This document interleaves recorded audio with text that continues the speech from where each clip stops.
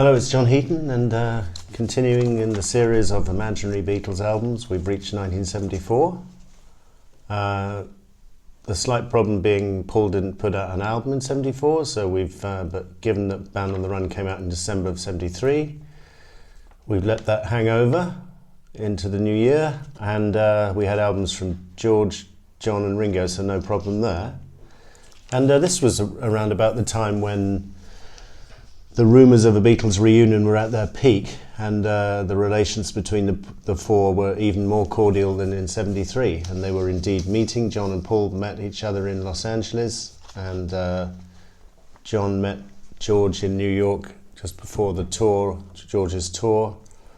Ringo spent a lot of time with John in particular in LA, and so yeah, relations were cordial, and they were even asked about reunions. They never said yes or no, but they didn't rule it out, and they were pretty close. So here we go with the imaginary album. I've opened it with the superb McCartney track from Band on the Run, Let Me Roll It.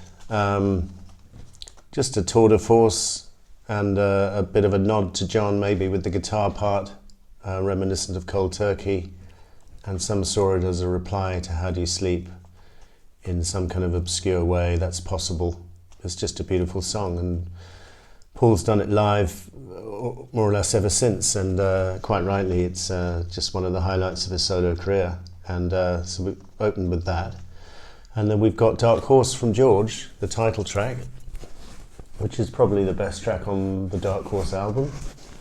Great chord changes, great guitar playing from George, and I love Jim Keltner's horse race drumming, brilliant. And then John's first track is next, number 9, Dream from Walls and Bridges, which is Jesse Ed Davis is playing a kind of George sounded like slide guitar at the beginning, maybe deliberately. Definitely sounds George's style, and so it would be interesting to hear George actually play on that track. And also the Arba Wakoa Puse Puse backing vocals could have been handled very nicely, I think, by Paul and George. So that's an interesting one to imagine as a Beatles track.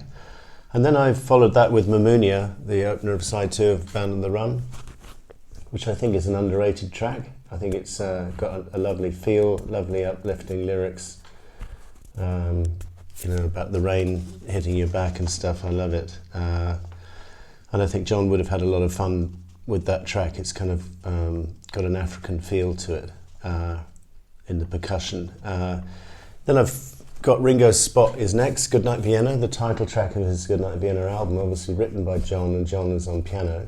So that kind of automatically shows itself really for this album.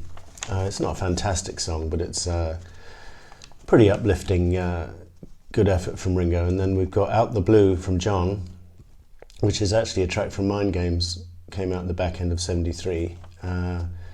And I think, it's a really nice song. And again, I think the backing vocals would have been handled better by Paul and George than the female backing singer band Something Different on the Mind Games album. So I would be interested to hear that. And then we've closed side 1 with Junior's Farm, which is a great rocker from Paul, Wings, Jimmy McCulloch's debut on guitar.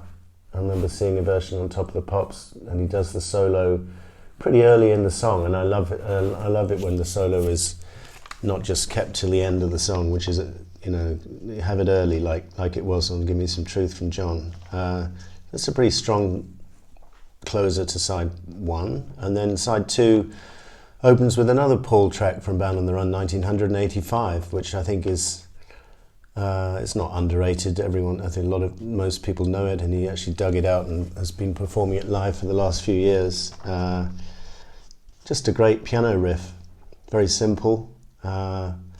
Great drumming from Paul on the Band on the Run album all the way through, but it would have been interesting to hear a Beatles version of it. And then we've got the Simply Shady track from George from Dark Horse, which is probably my favourite track along with the title track from that album. I think it's brilliant, really honest. George, I think he'd lost his way a bit spiritually in '74. Somebody brought the juicer. I thought I'd take a sip, came off the rails so crazy, my senses took a dip. And as I started drowning, I clung onto a straw. Somehow it kept me floating while my madness craved for more. I think they're great lyrics and very, very revealing of how George's life was at the time, which was a bit of a mess, going through his divorce and lost his voice, and the US tour was left something to be desired, by all accounts. Then I've got Scared from John from Walls and Bridges. Just a soul-bearing number, and quite nicely, I think it's quite nice to have those two sequenced together, Simply Shady and Scared. Hatred and jealousy going to be the death of me. I guess I knew it right from the start. I just think that they're among John's best lyrics. They're quite tortuous, and the song is quite tortuous and it's quite slow, but it's very moving, and that is a worthy inclusion. And then we got Bluebird, a bit of light relief from Paul after those two heavy tracks. The lovely ballad from the Band on the Run album, with Howie Casey doing the brilliant sax solo. Then I followed it with Whatever Gets You Through the Night, the happy-go-lucky single from John from Walls and Bridges, which actually hit the #1 spot, which is something Instant Karma and Imagine had failed to do, or Mind Games. So interesting. I think that was his only #1 before he died. And but it's infectious, it's jolly, it's got great words. Don't need a sword to cut through flowers, don't need a gun to blow your mind, don't need a watch to waste your time. Those 3 lines are just genius, brilliant. Followed that with My Love from George. This is my 3rd favourite track from Dark Horse, probably. Great slide guitar playing and great keyboards, great band sound. Would have been interesting to hear the Beatles tackle this one. And followed that up with the closer for the album, Nobody Loves You When You're Down and Out, which I think is a tour de force on the Walls and Bridges album, and I actually think the anthology, on the Lennon anthology, that version is even more affecting, not quite so drowned in all the production.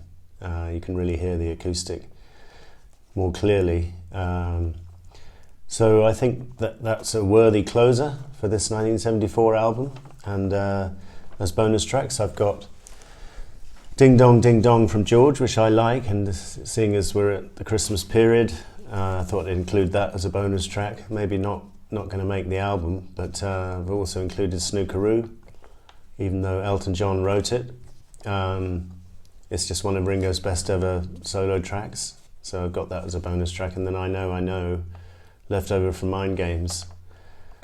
And I could have had You Are Here as well. I mean, I think those 2 tracks are very, very polished ballads, and I love them to bits. So that was 1974. It's going to get a bit trickier with 75 next, but we'll see how we go. Thanks for watching. See you next time.